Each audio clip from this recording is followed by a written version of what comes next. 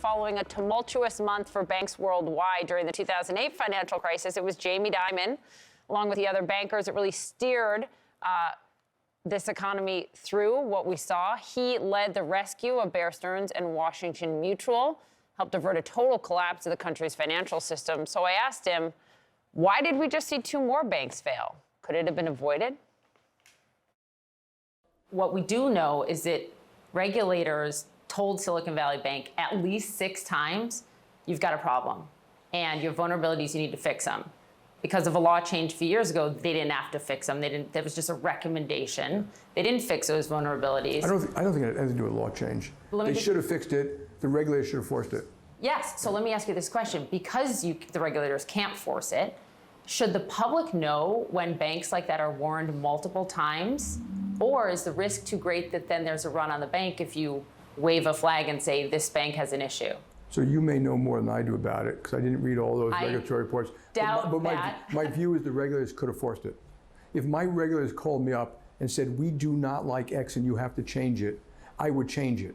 You would. There was no law change that made that not possible. There was a 2021 regulation change that would said that this was just guidance. So you're saying it should be forced. It wasn't just guidance. Okay. I have just guidance too, but when they tell me I have to do it, I'm going to do it. I'm going to do it, yes. So let's talk about regulation. You say better regulation would not have prevented? No, it would have. It would have. So what's better?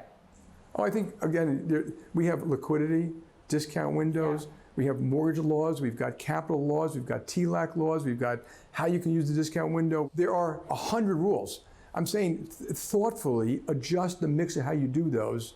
Make a bit of changes. If you have uninsured deposits, what that means, held to maturity. Should you have debt issued? Should the supervisors force something or not, statutorily, not voluntarily? Yeah. And yeah, I think you can make a lot of changes or improve the system. But that's always true in any system. I've never seen that not be true. You write in your annual letter about what you call your word, whack-a-mole. You seem to like that word. And politically motivated responses to the banking crisis. Like what? Well, no, I think very often when it comes to regulations, you have, this is the problem. They try to fix that, but it often has unintended consequences. If you want healthy regional banks, community banks, you should also listen to them about what excess cost does to their ability to compete. You know, what extra high-cost debt does to it, and have a thoughtful conversation about what are the things we can do to make it easier for you and make the system safer. I believe that that's doable. It's not doable without the conversation and without the analysis. I was reading back some things you said in 2008, and this was in the middle of the crisis. You just acquired Bear Stearns in a fire sale trying to stabilize the banking system, and then you said, if you don't worry in this business, you're crazy. What are you most worried about right now in this business? Two things. Well, I think all business. Quantitative tightening, the effect it has on long-term rates, inflation higher for longer, that's kind of the tide going out. So like even when Bear Stearns went down, you think other people have seen that and said, I have too much leverage, too much mortgage debt, too much this, and made some changes. Lehman went down 6 months later. I think they might have been able to fix that in the meantime. So that's a little bit of a warning to people. But I think this war in Ukraine, or I think that is changing everything we think about the world, how we should think about safety and security, even around food, energy. It's changing economic relationships. It's roiling in the relationship with us and China. That is the most important thing. I mean, if you want to have a free and democratic Western world and an American century in the next 100th century, that's what we got to focus on. You said last year on that front, the autocratic world thinks that the Western world is a little lazy and incompetent, and there's a little bit of truth to that. Is that still how you see it? Yeah. I think we do a lot of things that, first of all, we're in great position. So, for the American public, we have food, water, energy. We're the most prosperous nation the world's ever seen. That's still true. The most innovative. Just go to Atlanta. Go to, not so people think it's just Silicon Valley, but it's in Atlanta too. It's in New York. It's in Brooklyn.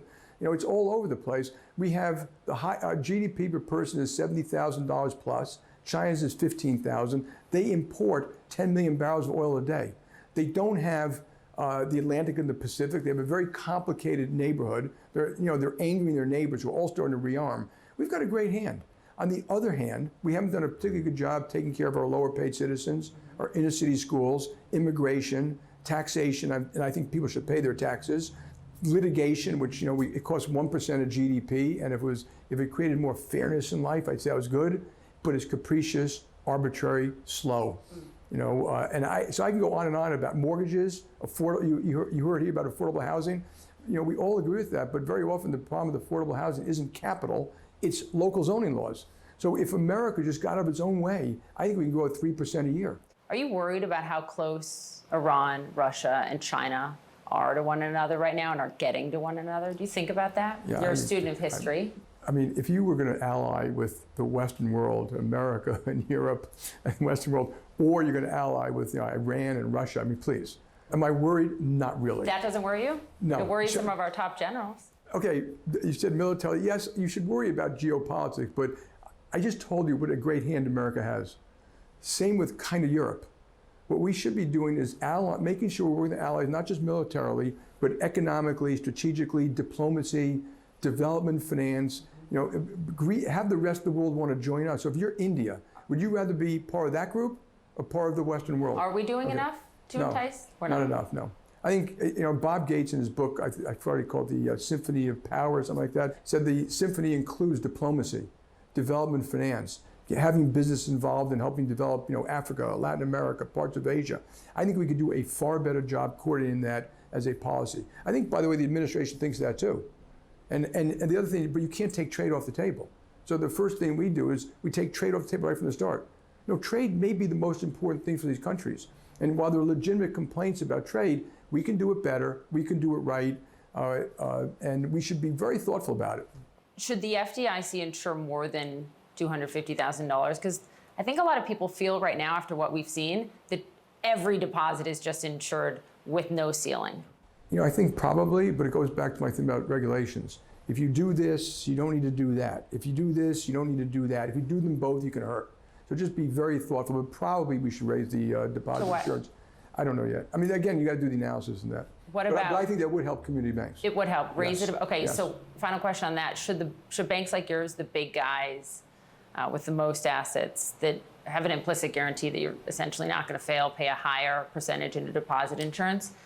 Oh God, I don't know. Progressive. I'll leave that to everybody else. You have to no decide. opinion on that? No. If you guys should pay more into it? But if we were too big to fail, by the way, our bonds wouldn't trade the way they trade. Just so you know, and you were in the markets, and so. Fair. Okay, talk about the economy. You wrote a lot about this in your annual letter. Has this banking crisis, even though you think it's almost over, which I'm really glad to hear, though increased chances of a recession here? Yes, but I look at it like it's not definitive. It's just like another weight on the scale. Okay. And think of it as, people have said it's like raising rates another 50 basis points or something like that. We are seeing people reduce lending a little bit, cut back a little bit, pull back a little bit. It won't necessarily force a recession, but it is recessionary. Recession more likely because of this banking crisis from Jamie Dimon. Not definitive, but another weight on the scale. Was Yeah. an interesting way of how he's Yeah. looking at it.